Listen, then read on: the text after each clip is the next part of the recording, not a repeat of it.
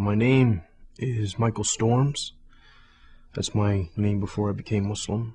I was born in Halifax, Nova Scotia, and I'm 27 years old. My name after I became Muslim is Muhammad Islam.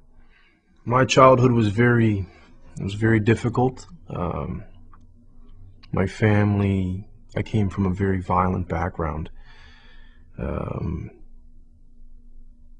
My family are criminals, you could say. Very bad people. So that was my upbringing. Crime and violence, drugs, things like this. I don't know my father. My father left when I was 2. My mother deported him back to the States. And it was me and my 2 sisters with my mother. And then there's my uncles and my cousins, and they're kind of like always living where we were living. And it's a really tight-knit family, right? With relation to bad stuff. I thought the world was a very negative place because of my family, and like you were saying, because of the environment. I didn't see too many positives.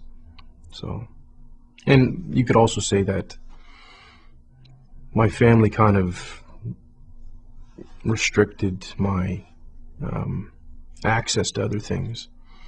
They wanted me to do things with them. So it reinforced that there's nothing good going on, right? When I was younger, I felt afraid, but then when I grew up a little bit, it became pretty normal. And so the people in my family I wasn't afraid of anymore. I was part of the team. But initially, yeah, because when you're young, you're pure, right? And to be bombarded with a lot of bad things makes you uneasy. Like any hardship, you get accustomed to it, though, right? When I was about 8 years old, I would go to, this was very, very rare. This is when before I started doing other things for money. I would go to a bakery called Paradise Bakery, right? And I would wash dishes for hours on end, but I was too young to be paid money. So what Norris would do is he would pay me in food, some bread and jam and dates and little sweets and stuff like this. And I would go home and feed my 2 sisters that because my mother would be off doing some other crime, or she'd be in jail or something like this, right? Or I'd be out all night collecting recyclables so I can come home and feed my sisters in the morning. When you see that you haven't eaten for a couple days, you know, and there's nothing, so you have to try to do something to feed yourself and feed your family, right? So my other family wouldn't really take care of us. I started my little career when I was 14, you could say, and I was never close enough with too many people to say that I had friends that I could call on. I never really trusted anybody. And school wasn't for me. I never finished school. I didn't have time for it. It didn't appeal as much as what I was doing appealed at the time. I would rob, steal a lot of things, and assault people, things like that. I was never alone, but I felt lonely, right? So I felt like there was like a void, something missing. I don't even like recalling the past, but it's okay for the interview, right? So a lot of the crimes that I would do just for the sake of wanting to do it, boredom. The payoff was like a bonus, but if I wanted, like, for example, steal a car because I didn't want to walk somewhere, I would just take somebody's car. When I was young, I lost all concern for people's feelings and whatnot. The way that I grew up, I felt no one's concerned for my feelings. So if I hurt somebody, I don't care about what they think or feel, or, you know, I didn't care at the time at all.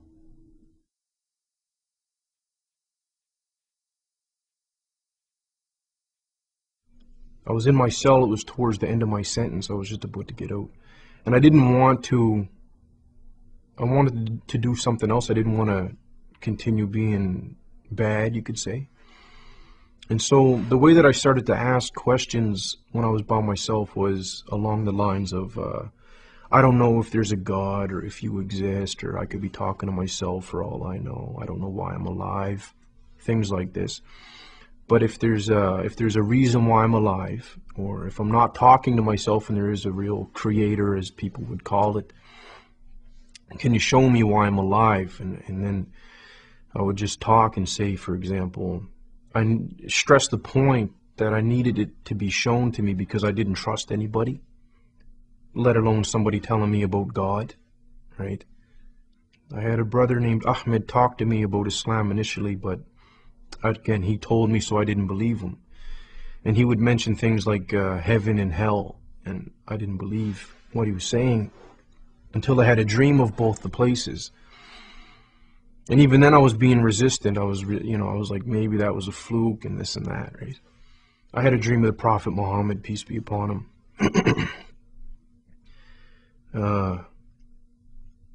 So things happened to me when I was awake and when I was asleep. And a lot of it happened to me in a very small amount of time. As soon as Ahmed started talking to me about Islam, I didn't believe him.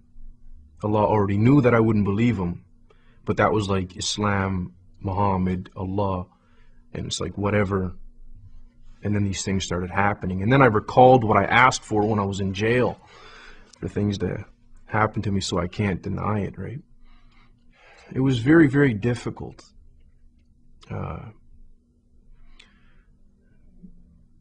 Doing what somebody else wanted you to do. It was so difficult for me, right? Even God. I struggle with it even today. It was very, very, very difficult. And I went to the masjid and I sat down and actually I sat down I was on my knees and just sitting back like people do when they're finished for the prayer. And I just started crying, right? And I was crying and crying and crying and crying and crying and drooling.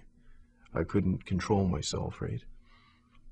So it was like 20 years of betrayal and stress, violence and anger and all these things built up, and then it's like Allah allowed me to just get rid of it all. And I cried for a very, very, very, very, very long time, right?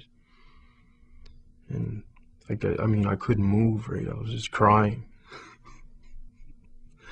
And then I remember saying at the end of it, all right, I'll try to do, what you want me to do. I am most pleased that I pray. Yeah, it's important, very, very important. A feeling of safety from Allah and from His punishment, you could say. That's what I get out of it, like a calmness and that I'm all right for right now until the next prayer comes in or until tomorrow. My future, I see it as positive in the dunya because it's going to be controlled and very simple and that's why, that's my positive future here. Very simple lifestyle, that's positive. Don't hurt nobody. Don't get hurt. Inshallah, if I get forgiven in the next life, that's what makes me feel really positive, right? If I get forgiven, it'll be great, inshallah.